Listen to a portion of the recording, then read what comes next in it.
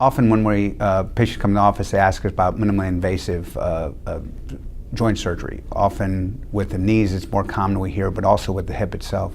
But with the knee surgery, the minimally invasive, often we'll talk about the length of the incision as the minimally invasive. The part that's more important to us is what we're doing below the skin. But size of skin incision seems to be very important to people, and it is to us, but we don't want to compromise the surgery by making a smaller incision if necessary. So when I first started out, we made quite lengthy incisions where exposure was the most important thing, but we've learned more and more on time of how to get still what we call good exposure, seeing what we're doing so that we're putting the prosthesis in the proper place, rather than worrying about how large the incision is.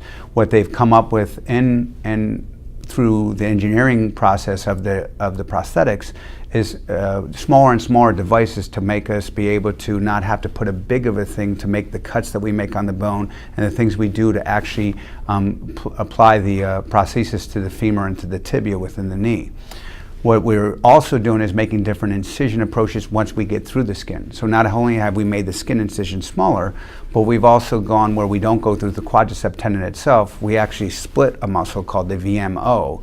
And what that allows us to do is not only allows a exposure that we can still see what we're doing and get the prosthesis in the proper place, but also allows a better recovery than going through the quadricep tendon itself. So the quadricep tendon does give us a better exposure, which was why we did it in the past, but it was harder for a patient to recover, especially in the short interop period right after the surgery. In those first several days, a lot of discomfort, and sometimes the quadricep muscle would just not work at all. Now when we split the VMO and are able to do that, we then don't have as much problem with discomfort afterwards, and the quadricep muscle tends not to shut down, and therefore the person's up and around much quicker with more control of their leg, therefore being able to go home earlier, go to rehab earlier, whichever course they choose at that point.